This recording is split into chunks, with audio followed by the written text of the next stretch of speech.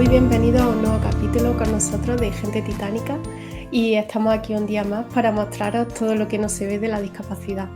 Hoy tengo el placer de presentaros a Mari Carmen, una murciana que actualmente reside en Madrid. Y muy bienvenida Mari Carmen. Hola, buenas tardes, bienvenida Ana, muchas gracias.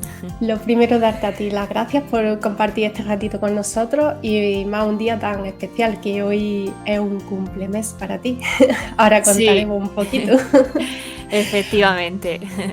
Porque hoy es tu octavo cumplemes, que hoy hace 8 meses que Mari Carmen recibe el regalo más grande que podía recibir en su vida o que alguien puede recibir, y es una vida extra. Totalmente. Hoy hace 8 meses que recibiste un hígado, ¿no? Eso es. Por lo que hoy tenemos una gran titánica, o sea, no podía faltar una titánica con mayúsculas. Y bueno, para quien no te conozca, descríbenos un poquito con 3 palabras quién es Mari Carmen. Bueno, pues en 3 palabras no sabría. Pues nada, soy una persona, me considero, pues no sabría explicar, pero es que ahora mismo muy afortunada. O sea, ahora mismo lo que más me considero es eso, afortunada, agradecida y pues con una gran suerte que he tenido en la vida de poder seguir aquí. Y que pues gracias a esa persona que donó sus órganos, pues me dio a mí la vida. Entonces diría que me definiría ahora mismo en eso. Ahora mismo soy una persona que agradezco cualquier gesto del día y nada, y eso, con mucha suerte. Me alegro. Con tan solo 30 años fuiste trasplantada de hígado de forma urgente debido a una hepatitis autoinmune. Cuéntanos un poquito en qué consiste esa enfermedad, esa patología y porque pasaste de ser una persona totalmente sana, de no tener patologías previas, a encontrarte mal y necesitar un trasplante, ¿no? Cuéntanos un poquito.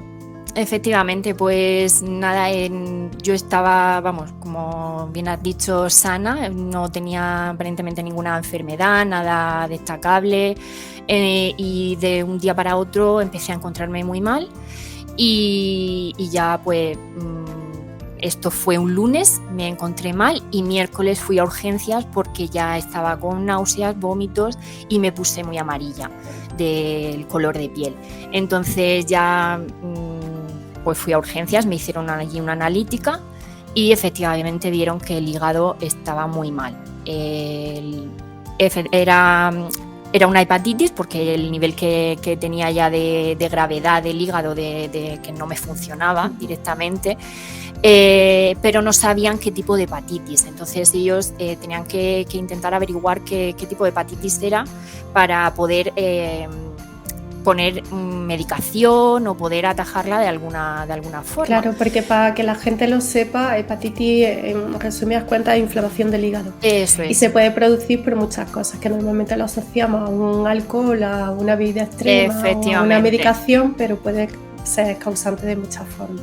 Eso es. De hecho, a mí me tuvieron como 1 hora o más de 1 hora haciéndome preguntas de ese tipo, de si había bebido, de si era, alcohólica, si me drogaba, si consumía cualquier sustancia, ya no de ese tipo, sino también pues si he estado con niños con algún tipo de hepatitis, si pues algo de medicación, por ejemplo. Lo de la medicación también era una posibilidad porque podía ser inflamación por intoxicación de medicación.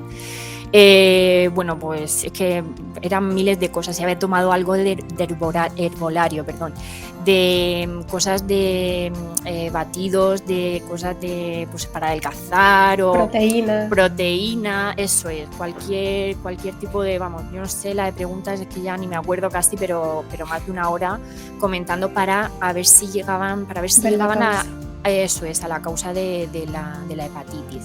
Y nada, en principio yo la verdad que es que le decía todo que no, porque es que alcohol, pues lo típico de si algún día salía, algún fin de semana, esporádico, ahora con la pandemia tampoco, no fumo, nada. El caso que ya pues nada, tenían que llegar, lo que me dijeron, yo fui primero a un hospital, al Hospital de la Princesa de aquí de Madrid, y ahí fue donde empezaron todo este proceso. Y nada, me comentaron que había 3 posibilidades. Eso ya nada más llega, nada más hacerme el análisis, vieron que el hígado, si las enzimas del hígado, lo que es las transaminasas que llamamos, tienen que estar en normal, como mucho a 36 en mujeres, pues yo las tenía en casi 4.000, es decir, lo tenía pues muy inflamado y fatal. Entonces me dijeron que había 3 posibilidades. La primera era llegar al tipo de hepatitis que era, y si si una vez que supieran el tipo de hepatitis, ya ponerle el tratamiento adecuado. Si no, la segunda sería poner un tratamiento genérico de corticoides para ver si con eso el hígado empezaba a desinflamar y empezaba a corregirse un poco, o si no, ya la tercera opción era el trasplante.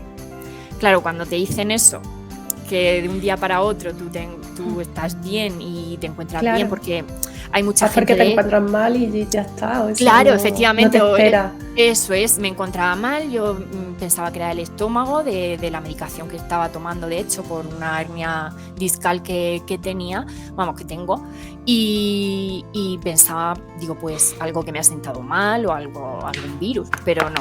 Era la hepatitis. Entonces, pues nada, comenzaron a hacerme todo tipo de pruebas para detectar qué tipo de hepatitis era. Todas daban negativo. Eso fue durante la noche de miércoles a jueves. Yo estaba ingresada en la zona de urgencias de ese hospital. Y nada, y empezaron a hacerme pruebas, nada, todo salía negativo. Entonces, al día siguiente, viendo que nada salía, que no llegaban al tipo de hepatitis ni demás, como ya una opción se descartaba, que era la primera, solo quedaban 2, la del trasplante en ese hospital no se hace, en ese hospital no está habilitado para trasplante. Entonces lo que me indicaron fue: te vamos a trasladar de hospital para que en el hospital que sí que hay, que sí que se trasplanta de hígado, pues en el caso de que tengan que llegar a esa opción, que estés ya allí, que ya te hagan todas las pruebas allí y que ya sea todo más rápido. Eso es. Entonces, pues nada, me trasladaron al día siguiente al Gregorio Marañón y ya fue ahí ya donde empezaron con el tratamiento genérico de corticoides. Me hicieron una biopsia por la yugular del hígado, me la hicieron por aquí porque ya me cogieron la vía central. Una vía central en la yugular y me la dejaron puesta. A raíz de ahí se me paralizó toda la parte derecha de la cara, la voz, no tenía voz, pero eso... ¿Algún nervio o algo? Eso es, pero eso en principio al día siguiente se me fue corrigiendo. Y nada, y estaba ya con el tratamiento de corticoides del genérico que me habían indicado y... con eso no parecía que funcionase. De hecho, eso empezaron viernes y yo desde el sábado por la tarde ya no recuerdo nada. Ya no, porque el hígado ya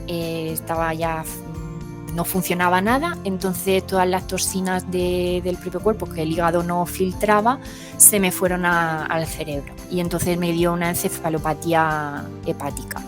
Y nada, yo ya cuando desperté era viernes siguiente, el viernes de la semana siguiente, y ya me habían trasplantado. Yo no viví el proceso de saber cómo era un trasplante, no me pudieron comentar nada de cómo iba a ser, nada. Yo ya desperté y ya estaba trasplantada y ya estaba todo hecho. Entonces, claro, yo cuando despierto en la UCI, pues no podía hablar, estaba intubada, no podía, nada. Pero claro, yo intenté como intentar hablar y ya se acercaron los enfermeros y demás y nada, me preguntaron que si sabía dónde estaba, que si sabía cómo me llamaba, en el día que estaba. En el día que estaba le dije, digo mayo, pero no sabía. Me dijeron, sí, estamos en mayo, dice, pero estamos a 26, creo que era ya. Y 26 o 27. Y nada, y pues me comentaron que me habían tenido que trasplantar, pero que todo había salido muy bien y que ya pues poco a poco, que ya lo peor lo había pasado y que ya pues poco a poco a mejorar. Y nada, y yo lo que sé de esos días es por lo que me han ido contando, la verdad. Pero bueno, por una parte, ahora hablando con gente que ya está trasplantada, casi que no sabría si es mejor el esperar, el estar ahí en lista de espera, esperando un trasplante con los nervios de que no estás bien, porque claro, si estás esperando un trasplante, porque no estás bien, no te encuentras bien, y la incertidumbre de cuándo será, cuándo te llamarán, cómo saldrá todo. Que el saber... Eso quería preguntar. El tema, ¿sabes un poquito cómo funciona el tema de listas de espera? Porque supongo que habrá unas prioridades de gravedad, pero habrá un protocolo también para ponerte en una Efectivamente. lista. Eso es. Pues a nivel nacional, las listas de espera se dividen como en un ámbito territorial y en un ámbito clínico.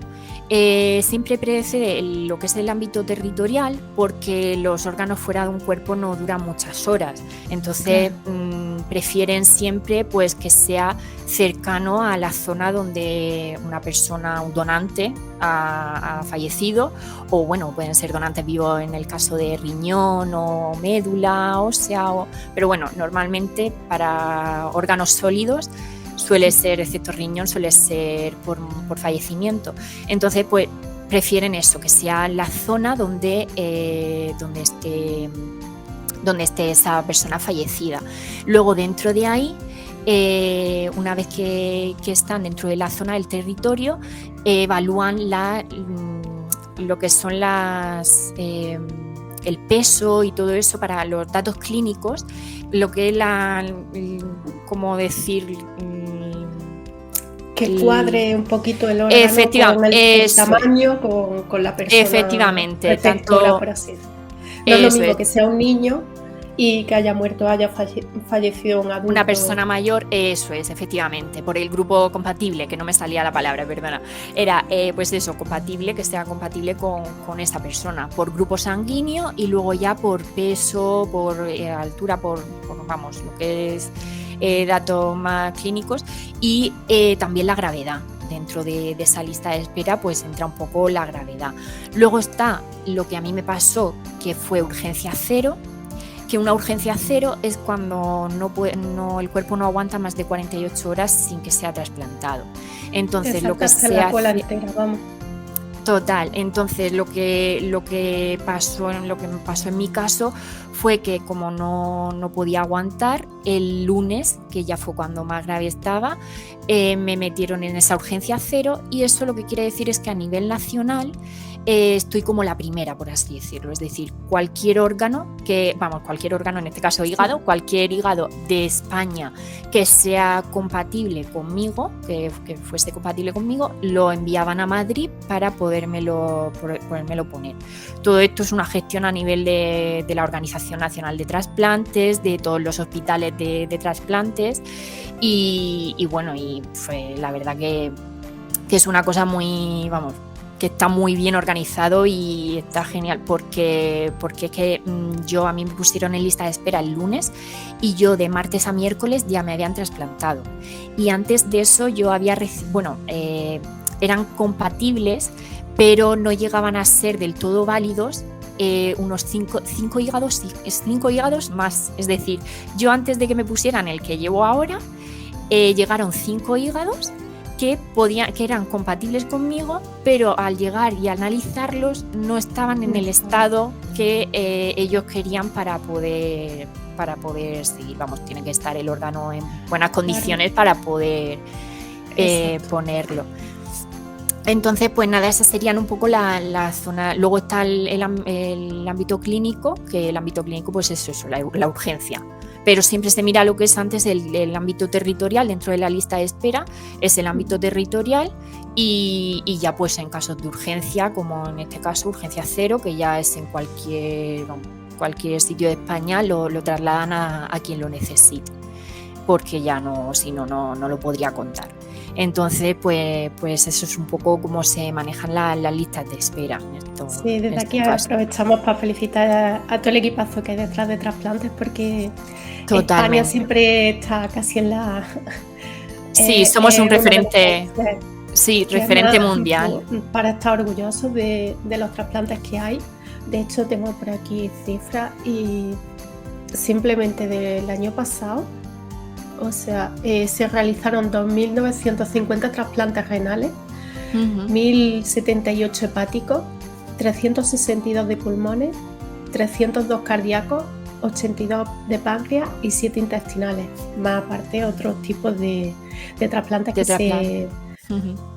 Hubo 4.781 trasplantados que se pudieron hacer gracias a 1.905 personas que donaron órganos tras fallecer, y sin olvidar las 324 personas que donaron riñón o parte de su hígado en vida. Eso es, Que como que has eso también comentado, que es en vida otra, efectivamente, que también se ahí puede, también hay que agradecer pues al donante sí, también. sí, sí.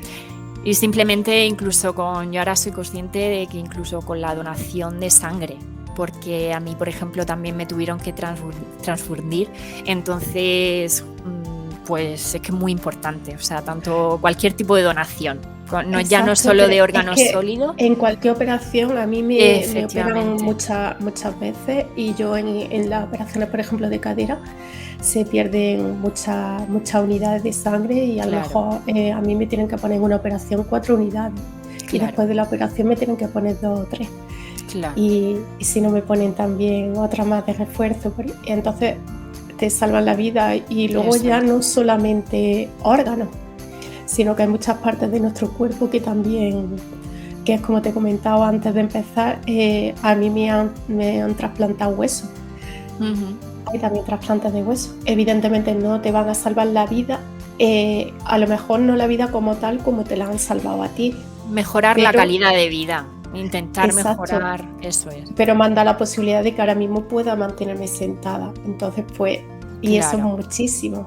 Entonces, pues, pues hay sí, muchas cosas que se pueden donar, y la verdad es que sí, aquí tenéis un ejemplazo que Mari Carmen ahora mismo no estaría aquí contándonos si no hubiera habido alguien, si no llega a ser o él o esto, su esta familia persona. que ha tenido ese corazón de... Mm, Yo creo que es el regalo más sí, altruista que se puede efectivamente, hacer. porque total, yo creo que el mayor gesto de bondad, creo que es eso, el poder dar vida a otra persona, porque o sea, al final tú falleces y tú ya no vas a poder vivir, por más que, pero jolín, si le das la oportunidad a otra persona de que siga viviendo, Exacto. y pues la verdad que yo, porque me ha tocado de muy cerca, que me ha tocado, Claro, pero y la verdad que lo que yo veo ahora, que antes no veía, es eso, el que no somos conscientes hasta que no le pasa a alguien de tu alrededor cercano o a ti mismo, exacto.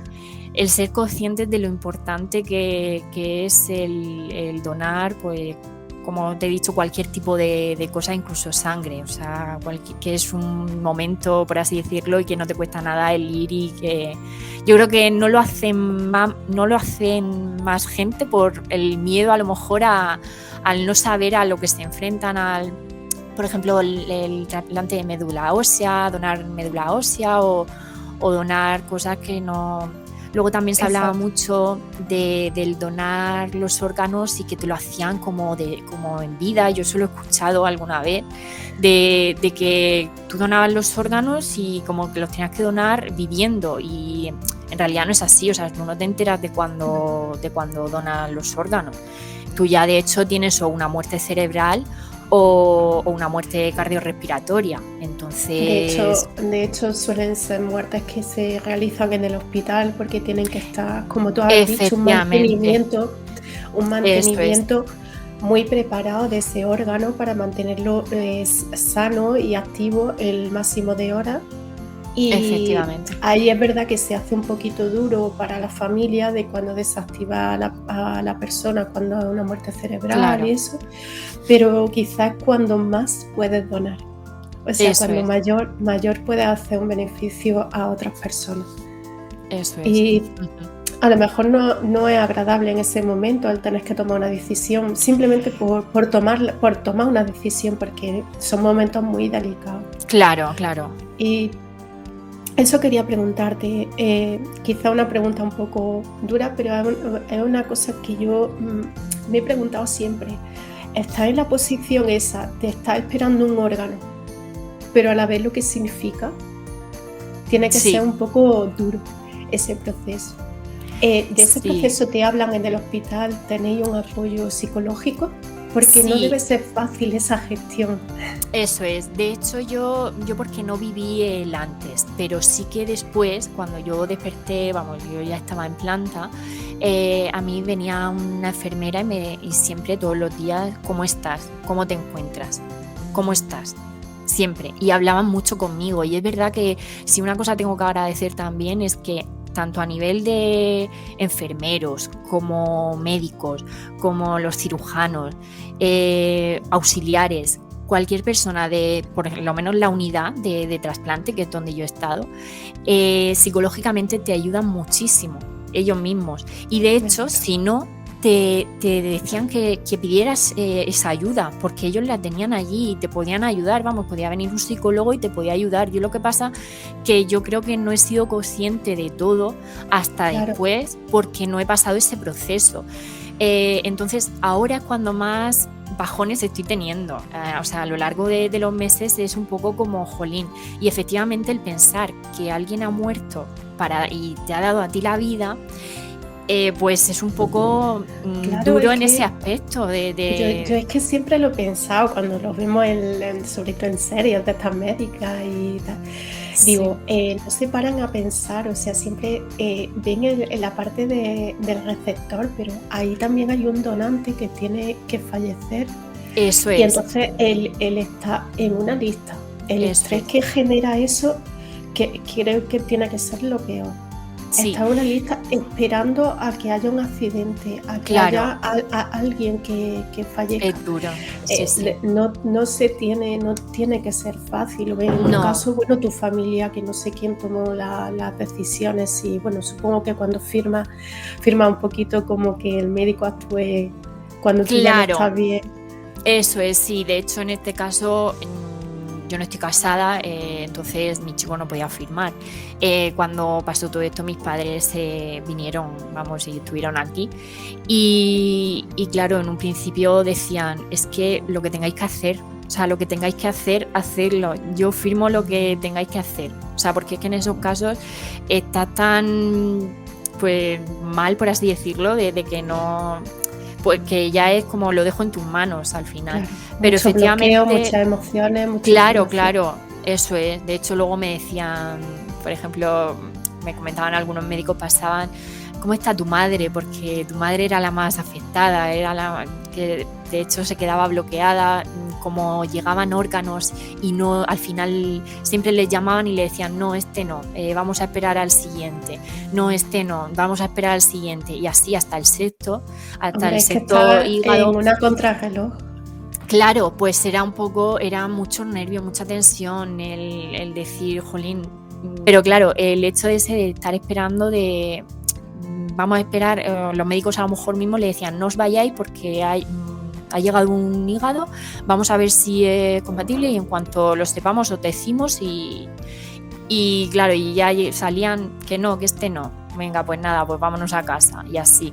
Entonces, pues fueron días muy duros y sobre todo para ellos, porque yo al Claro, final no me enteré. Yo es verdad que por eso, en parte, no que lo prefiera, porque hubiera preferido obviamente que no me hubiera pasado nada, pero hombre, sí claro. que viendo Sí, desde fuera y dentro viendo de lo otros malo, casos, eso es, viendo otros casos y viendo de cómo puede, pues prefiero no haberlo vivido, sobre todo por eso. Ahora mi familia lo pasó fatal, pero bueno, en este caso lo hubieran pasado igual de mal, hubiera estado yo consciente o no. Es decir, al final exacto. el esperar un trasplante, pues no.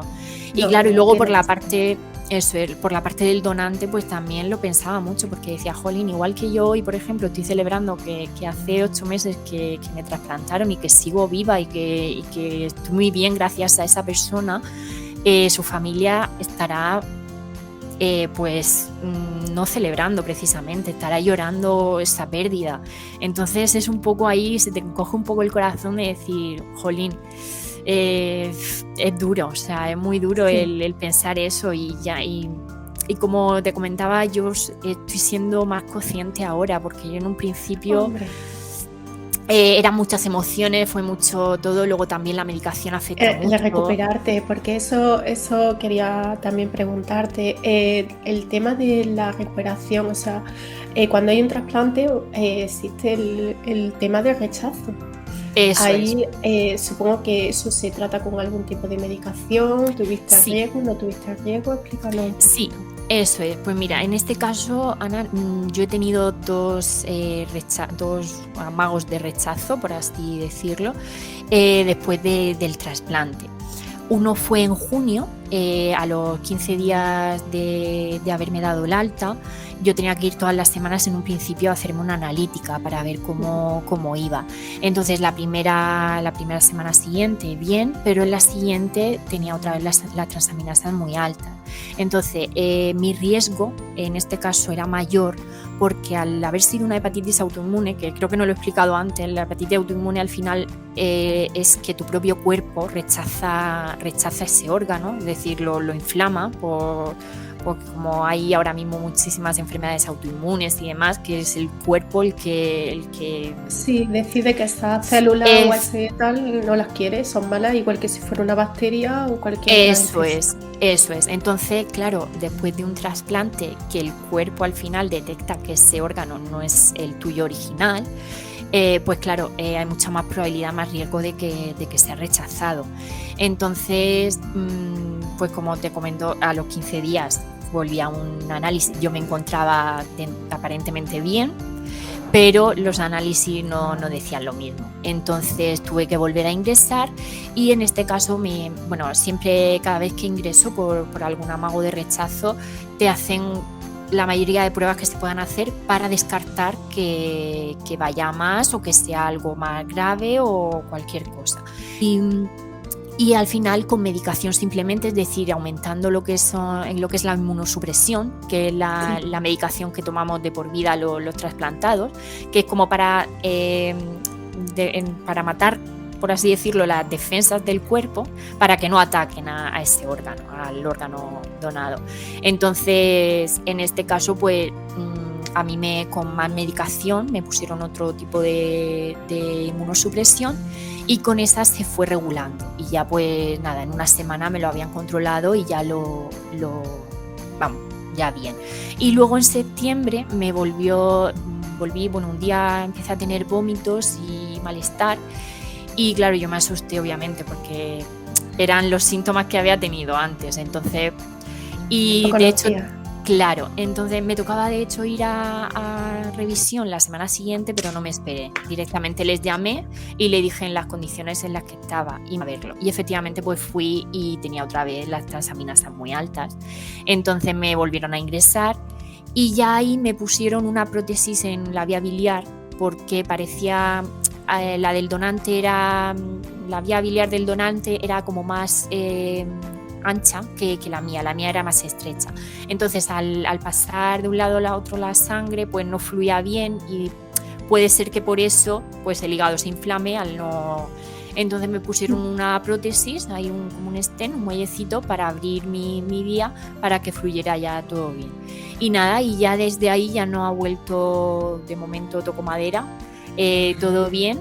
Volví a ingresar hace 15 días, pero ya para quitarme el stent y ya revisión rutinaria. Y nada, y me quitaron el stent porque parece ser que ya eso se ha corregido y que no, aparentemente no. Así que nada, en principio, pues con la incertidumbre, el miedo también de vivir con esa sensación, sobre todo el primer año, que ya me lo dijeron, que el primer año es el de más riesgo, de rechazo, eso es, y hasta que el cuerpo se adapten la medicación, adapten todo, pues es más difícil. O sea, el primer año de todo es siempre un poco más difícil porque es la adaptación de todo lo nuevo y nada, entonces pues claro, cada revisión pues me pongo muy nerviosa, es algo inevitable, o sea, yo creo que es algo inevitable, pero por eso, porque en el segundo rechazo no, pero en el primer rechazo sí que yo me encontraba bien aparentemente. Entonces claro, llegar y que tú te encuentres bien y de repente que te digan no, pues tienes que ingresar porque no va tan bien. para las personas que quieran ser donantes, que nos estén viendo, que en algún momento se planteen ser donantes, ¿dónde podrían informarse mejor? ¿Dónde podrían ir?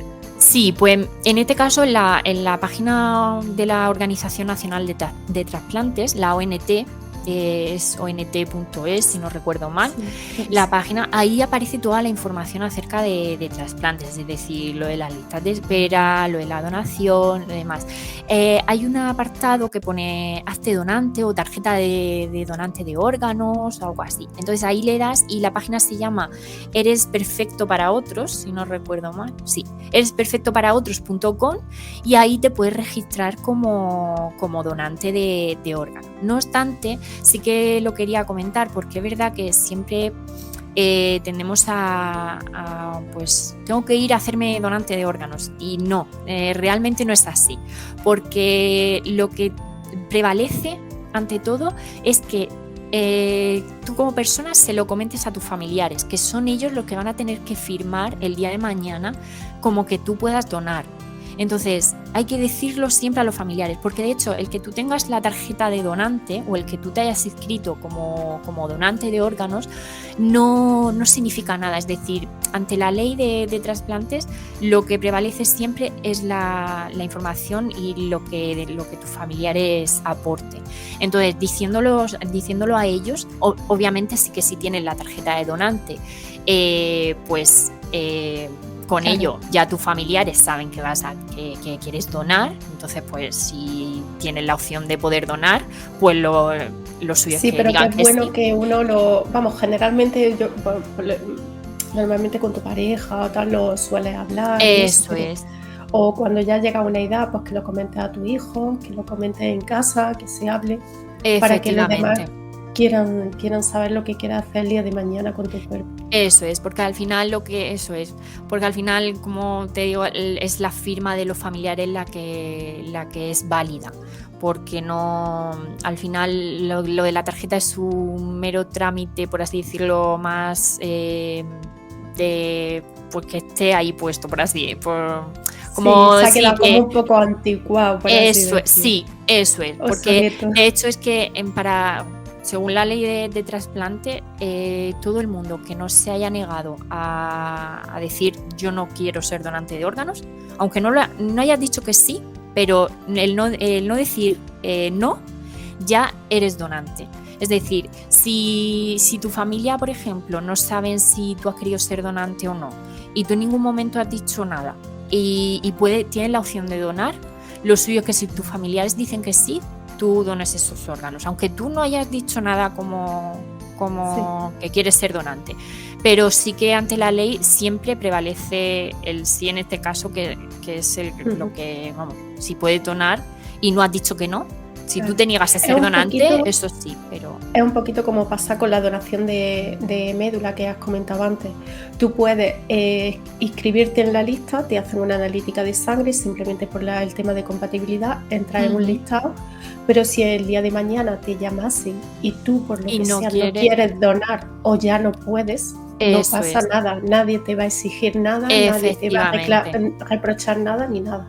Eso O sea es. que el hecho que no es que firmas un contrato y es como una hipoteca Nada, ya para toda la claro. vida. No. Efectivamente, de hecho con la tarjeta pasa lo mismo. La tarjeta de donante tú la puedes tener, pero el día de mañana pues te puedes borrar esos datos y decir que no quieres ser donante, y no habría ningún problema, vamos. Desde aquí animamos al sí. Pero efectivamente, de aquí animamos al sí, porque eso es, o sea, al final es dar vida, y ya que esos órganos no van a hacer nada más allá. ¿Qué mensaje daría desde aquí a la necesidad de la donación? Pues que la gente sea proactiva a eso, a donar, y sobre todo a que den vida, porque es que al final es dar vida. O sea, es mejorar en algunos casos la calidad de vida, pero en otros casos, como es el mío, a mí me dieron la vida, me devolvieron a la vida, por así decirlo.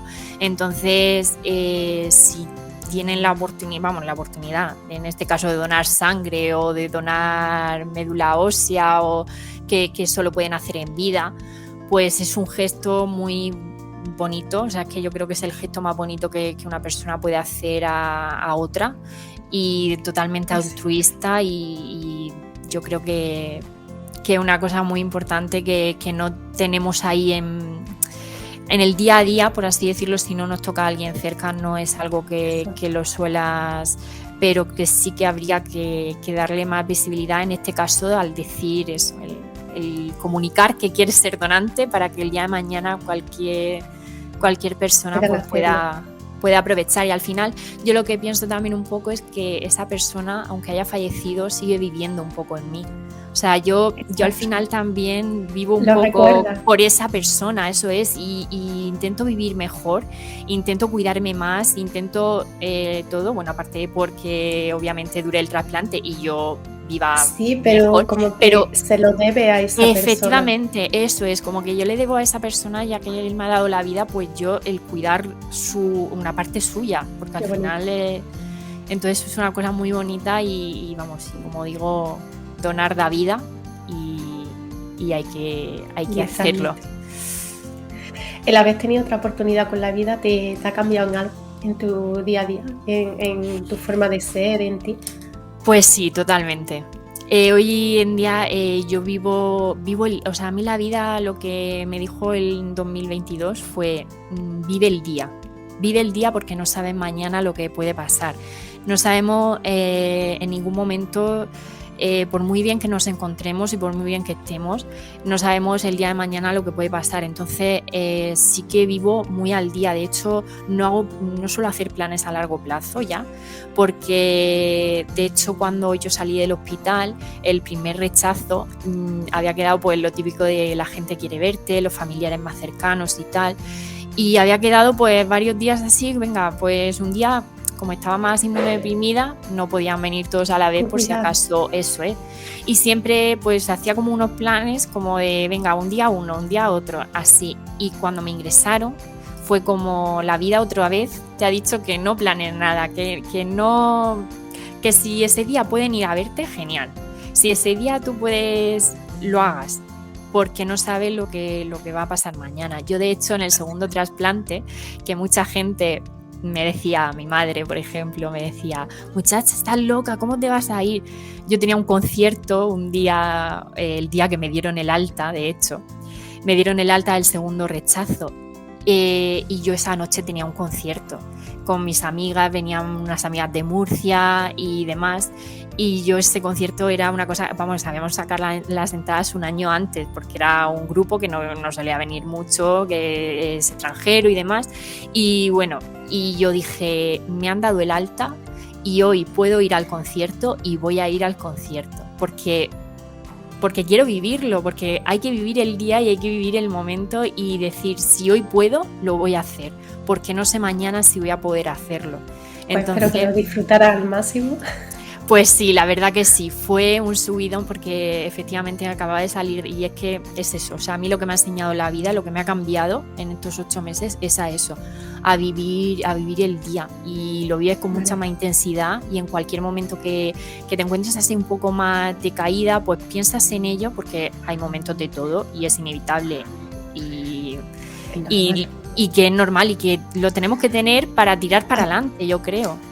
Y que has tenido un año muy intenso. De eso es, sí, tu familia también.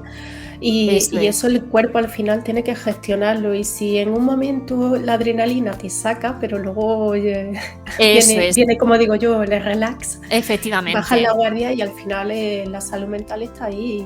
Y es normal, sí. O sea, es que no... también es muy importante en estos casos. Bueno, yo creo que en todo, en cualquier persona, la salud mental es... Lo primero que te he preguntado de las primeras cosas, que sí teníais apoyo para gestionar. Sí, de hecho lo hay, y si no hay que pedirlo, porque es muy importante. Al final, si tu cabeza no funciona, el cuerpo no te acompaña. Exacto. Entonces, pues... Todos tenemos... cosas en mente planeadas, como has dicho, y dejamos en un cajón tareas pendientes que queremos realizar. Me has comentado que intentas vivir el día a día, pero ¿tienes alguna cosita en ese cajón de tareas pendientes que te gustaría realizar, que no hayas realizado y que hayas dicho, esto tengo que hacerlo sí o sí? Sí, a ver, siempre. Eso yo creo que al final en una vida siempre es inevitable el pensar un poco más allá de decir, venga, cuando esté bien, pues por ejemplo el viajar. A mí viajar me ha gustado siempre mucho y de hecho pues el año pasado, antes de que me diagnosticaran la hernia lumbar, la hernia discal que tengo, tenía un viaje planeado a Italia y no me pude ir porque me dio el dolor y no era capaz a estar sentada, no era capaz a nada. Entonces, pues esas pequeñas cosas de viajar, por ejemplo, son las que sí que me gustaría hacer. Luego también tengo pendiente hacer un curso de buceo porque lo tenía ahí pendiente y me encanta. Vamos, había buceado 2 veces y me encantaba y me quería sacar el curso. Entonces eso es algo que también tengo ahí pendiente de que pues a largo plazo hacerlo. Luego formar una familia, que eso también, el tener hijos, eso fue una de las cosas porque yo ahora mismo tengo 30 años, no me había planteado el tener hijos ahora mismo porque por las circunstancias y demás, pues no era prioritario, pero ahora ya después del trasplante eso es una cosa que sí que me ha entrado más ganas, pero no más ganas de ser madre, sino en el sentido de podré ser madre, porque claro, con un trasplante no sabes por la medicación, nosotros ya tenemos que tomar medicación de por vida y yo no sabía si en este caso podría ser madre. Fue una de las cosas que pregunté a los médicos al poco de trasplantarme y me dijeron que en principio sí, no habría ningún problema, sí que va a ser un embarazo cuando llegue de alto riesgo porque hay que valorar un poco la medicación que no afecte al feto. En cuanto se tiene una enfermedad crónica o una patología, un tratamiento, siempre son de riesgo.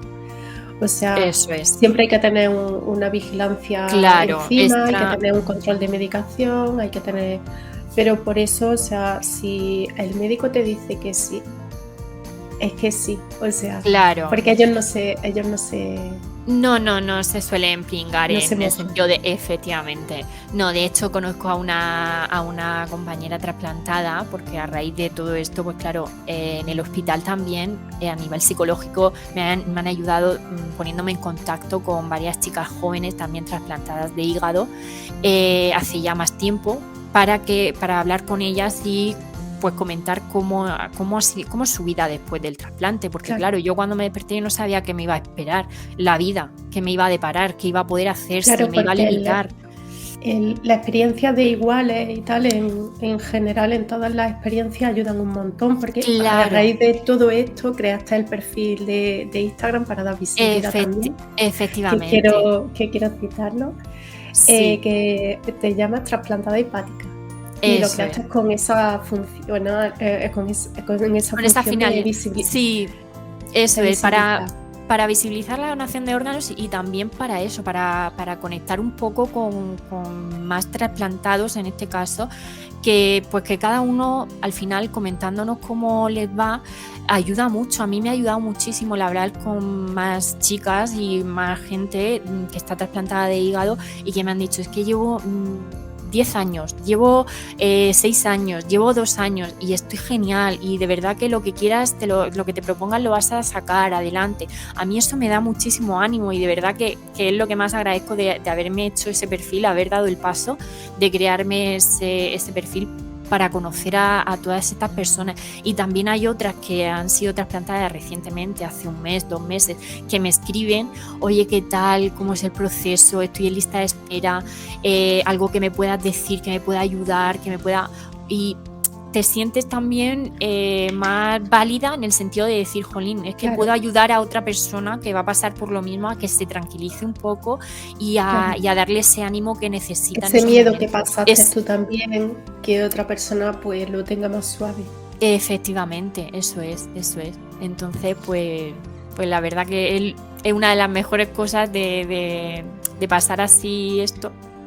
Con gente que al final pues te comprenda, porque al final pues una persona de tu alrededor, de tu familia te puede entender, pero no lo ha vivido. Entonces hay cosas que si no las vives no sabes realmente el cómo te sientes, el cómo, por mucho que lo veas desde fuera y por mucho que te cuenten.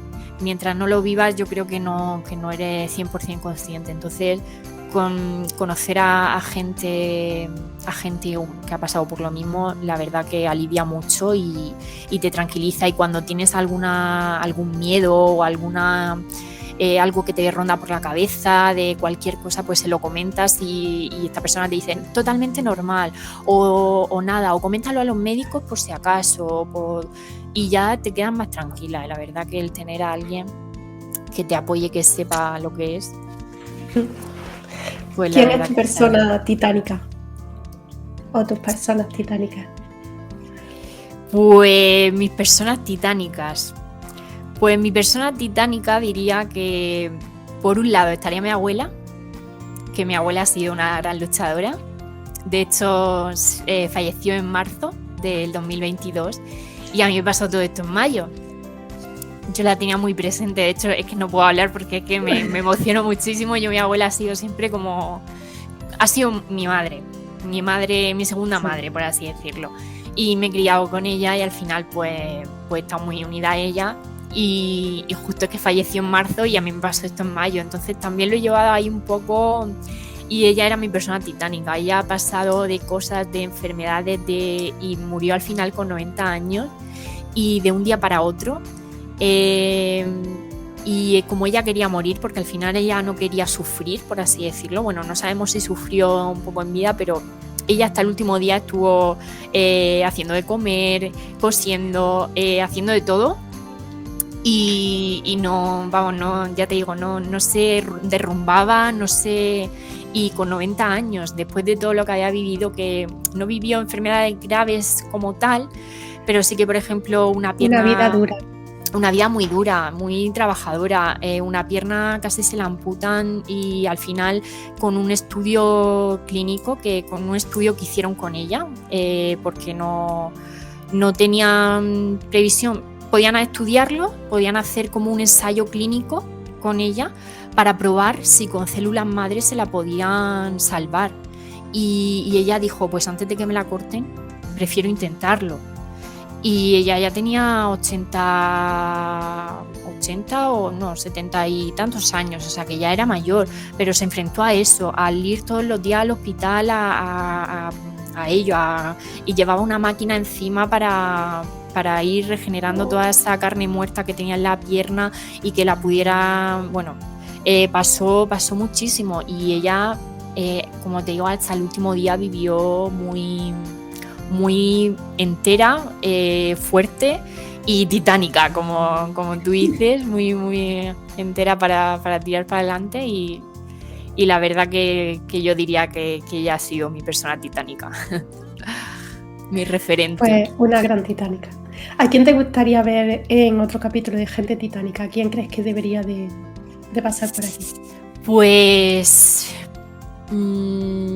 yo creo que a raíz de lo de la donación de órganos estaría bien, pues en este caso yo he hablado un poco más de lo que es la donación de órganos sólidos, como sería hígado, riñón o intestino y demás, pues a lo mejor un poco más donante de médula, que más a lo mejor o alguien que, no sé, que sea, pues sí, trasplantado de médula o que haya necesitado algún tipo de trasplante de tejido, como tú has dicho, de huesos o de córneas, alguien que sea, que a lo mejor haya dado vida a alguien ciego, que por córneas, no sé, creo que sería un punto interesante.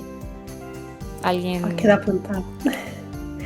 ¿Hay algo que quisieras decir a esta sociedad o algo que te haya quedado por ahí sin decir o que quieras recalcar?